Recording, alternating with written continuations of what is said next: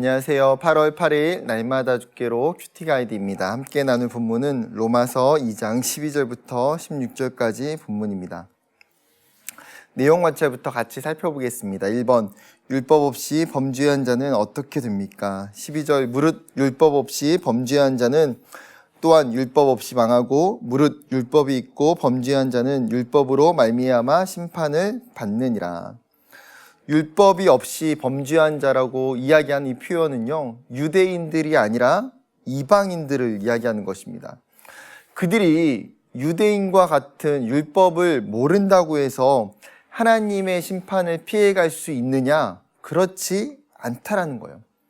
성경은 뭐라고 말합니까?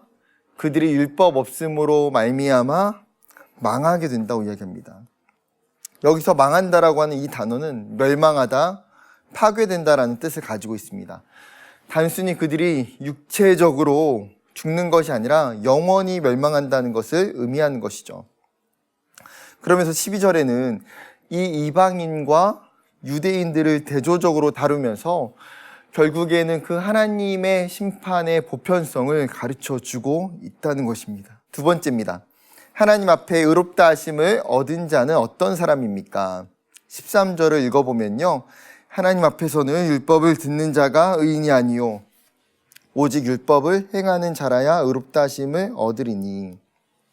지금 이 율법에 반응하는 두 가지 태도를 대조적으로 설명하고 있는데, 듣는 자, 행하는 자, 이 두 가지입니다. 즉 율법에 대해서 듣고 배워서 아는 사람이 있다는 거예요. 어쩌면 대부분의 유대인들은 다 그럴 것 같습니다. 어려서부터 율법을 들었고요, 배웠고 그들은 이 율법에 대해서 너무나 잘 알고 있습니다. 그러나 이러한 지식적인 알문, 하나님으로부터 의롭다 하심을 받을 수 없다는 거예요. 그러려면 어떻게 해야 됩니까? 반대로 율법을 행할 때에, 즉 그들이 알고 있는 그 율법에 순종하고 율법을 반응하고 율법을 실천하며 살아갈 때에 하나님으로부터 의롭다 하심을 얻을 수 있다라는 것이죠. 세 번째입니다. 율법 없는 이방인이 본성으로 율법의 일을 행할 수 있는 이유는 무엇입니까? 여기서 본성이라고 하는 것은 율법의 가르침이 없이, 즉 자기 스스로 가지고 있는 자연적 특성입니다. 즉 율법이 어느 정도 이들 가운데에 가능하다는 거예요. 왜 가능합니까? 인간은 하나님의 형상을 따라 지으심 받은 존재이기 때문이에요. 즉 하나님의 성품이, 하나님의 본성이 인간에게 충분히 반영되어 있기 때문입니다. 즉 하나님이 주신 마음, 그것이 15절에는 구체적으로 양심이 증거가 돼요. 즉 우리 안에 있는 선한 마음과 착한 마음이 분명하게 선악을 구분할 수 있게 하더라는 거예요. 죄가 들어오면 착한 마음이 끊임없이 충돌하며 내적인 갈등을 일으켜서 일정 부분 율법의 행위들을 지키게 한다는 것입니다. 그러면 한 가지만 더 같이 살펴볼까요?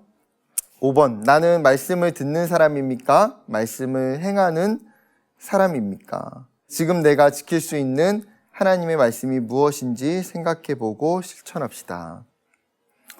여러분, 바울은 지금 심판의 날이 다가오고 있을 그때에 우리의 모습이 어떻게 해야 되는지를 오늘 본문을 통해서 설명하고 있다는 것입니다. 우리가 교회를 다니면서도 수많은 설교를 듣고 수많은 말씀을 보고 있음에도 불구하고 우리가 이 행동과 삶에 있어서 말씀의 행함이 없다라면, 말씀의 실천이 나타나지 않는다라면, 여러분 그것은 어쩌면 율법이 없이 그냥 이방인들과 같이 양심에 머물러 살아가는 사람들과 별반 다르지 않다는 거예요. 사랑하는 여러분, 우리가 말씀에 행하는 자가 되길 원합니다. 그러려면 어떻게 해야 될까요? 우선은 끊임없이 말씀 앞에서 내 삶을 비추고 내 삶을 들여다봐야 됩니다. 내가 이 말씀을 가지고 어떻게 행할 수 있지? 어떻게 순종할 수 있지? 이 말씀을 어떻게 실천해 가야 될까 고민해야 됩니다.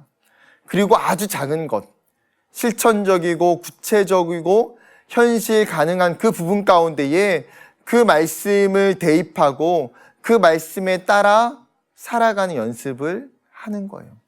말씀을 순종하고 또 순종하며 살아갈 때에 여러분 말씀을 듣는 것이 아니라 말씀을 행하는 자로 살아갈 수 있다는 것입니다.